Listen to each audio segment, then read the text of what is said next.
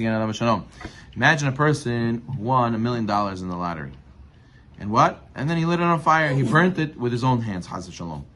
So says our sages, that's what Yishmael, the son of Abraham Avinu, did. What does the Torah say about him? The Torah says about Yishmael many times that he is gadol, he is big or great. And what? Hashem promised his mother Hagar, I will make him to a great nation, gadol. What a promise, right? And then Hashem was with the youth. That's what Pasuk says. It means Hashem accompanied Ishmael all the time. So you should grow, develop, succeed. It doesn't say this about anybody else. It says this about not even Avraham, not even Moshe. And it says Vayigdal, he became great. And then what? We see that Ishmael became great because Hashem was with him. So then what happened? What happened at the end of Ishmael? What will come out from him? He became an expert archer, the Pasuk says. Bullseye every time. So what does this mean? To be a sharpshooter, to be a good archer, the Torah has to say that Hashem is with you, and Hashem made him into a great nation, and all these things. All this siyata d'shmaya that Hashem is with him, all just in order they should become a great archer. What's going on over here? So Rav Chaim Shulevitz, alav shalom, he explained. Hashem blessed Ishmael. He made an angel to accompany Ishmael all his life and make everything he did successful. Whenever Ishmael invested resources, he had blessing. But the secret was not revealed to Ishmael. He had to decide on his own what to do with the strength, the abilities, and the talents that were given to him. He could have been the greatest of the great of the generation in whatever he chose. This is the secret of us as well. Hashem gave us so much blessing, so much resources, so many abilities, so many skills, so many talents. And a person has to know, am I making the right decision with it? As we said last time, Rabbi Yochanan he had before he died, he saw two paths in front of him, one to Gan Eden, one to Gehenom. He said, Rabbi, why are you crying? He said, maybe I'm going to go to Gehenom. Why? Why would you ever think that? Because maybe I could have done more and I didn't do enough. The resources Hashem gave me, who said I'm using them properly? So therefore what? If, let's say, Ishmael would have studied Torah, he could have been one of the greatest of the generation, maybe like Moshe Rabbeinu, a prophet. But he chose, what did he choose to do? An archer. He became the greatest in the generation in sharpshooting. And what? The Pasuk says he took all his potential and he used it for that. What a waste. What a pity. So imagine Baruch Hu gives us everything. He says, listen, I gave you in your life $150 million. That's what you have in your whole life. What did you do with it? Tell me, where did it all go? If you think about it, it's a huge number. You could have shook the world with that kind of money. What did I do with it? Listen, I gave you the skills to be the most, let's say, expert in this field. You should know in that generation you were the most capable in this field. What did you do with that skill? What did you do with it? What did you come out with it? Did you change the world? Did you make people choseh b'tshuva? Did you use it l'shem shamayim? What did you accomplish with this?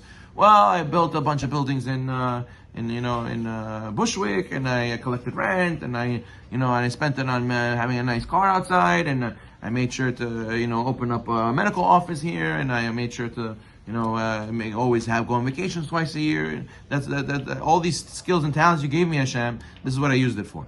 Hashem says that's what I sent you here for to do. You know the famous story with Chana Wasserman, who he came to America to visit to get some funds for the yeshiva, and he was sent by word of mouth to one big manufacturer of textiles. And what happened? And ended up being, he recognized the guy. He knew the guy. They said his name, and he said, "Oh, I know that person." He said, I used to go to cheder with him. I used to go to school with him. So it was very nice. So then they said, yeah, but he's not so from now. Now he's a businessman. He's a multimillionaire. Maybe you should speak to him. Get his ear back to Hashem, listening to Hashem. He said, okay. He came all the way there, and he said, oh, Shalom Aleichem, Rav Wasserman, great to see you, Rabbi. What a pleasure. Thank you for coming. And he says to him, what did you come for? He said, listen, you see my jacket? You see this button is falling off. Can you fix it? So of course he calls one phone call Taylor from downstairs, comes, fixes it, takes off his jacket, fixes it in one spot. He says, okay, Isha, what else do you want to talk about? What else you come for? Why did you come for all the way on a boat for 2.5 weeks from Europe to here, risking your life to come to speak about it? He says, no, that's it. That's all. I want to see you. I want to fix my button. I knew you were in the textile business. So I'm done. He said, no, what are you talking about? It can't be. You came and schlepped all the way here just for this. Your rabbi doesn't waste his time. He's a gadol olam. No, that's it. That's really what it is. I'm shocked. No, okay. Anyways, it was nice to see you. He left. The guy is thinking like, he can't sleep at night. He's tossing and turning. It can't be. The rabbi came all the way here just to fix the button and this and just to see me and bye. He calls him. 2 in the morning. He says, Rabbi Wasserman, I cannot sleep. You must tell me now. Why did you come? You don't waste your time. I know you're here for a reason. Please, I want to help you. Tell me. He says, you really want to know? He says, yeah, I'm taking a cab now. I'm coming to you. He came to his office 2 in the morning. They're sitting alone in the factory talking. He said, Rabbi, why did you come here? He says, just like you don't understand how I came all the way here from Europe just to fix a button. Why did Hashem send you and your abilities and your neshama and your portfolio of $500 million for to do what with it? For to come out what with it? To go and say, I have more, I have this, I have that, I have this, I have that? What did you say? Did Hashem send you here for a button? For a button that says Gucci, Ferragamo, Porsche, Ferrari? That's what Hashem sent you here for? For to go and to say, I go on vacation, I have a jet plane, whatever, G700. Well, what did Hashem send you? Just for a button? The guy broke down crying. The guy, he destroyed him. He broke, but in a Musa way, in a way of like waking him up and realizing it's smelling the coffee. He broke right away. He said, Rabbi, parvale. That's it. You ripped my heart in half. Tell me what to do. I'm doing what you say. I'm going to go and make my life. I'm going to use my portfolio like you say. I'm going to forget what everybody else says. I'm going to do what you say. And therefore, a person has to know, Hashem sent us here, neshama, from all the way Gan Eden. Hashem asked our neshama and convinced our neshama to say, you trust me, you do want to go there. There's a lot to do over there. Neshama was in Gan Eden. It was in the highest of the high.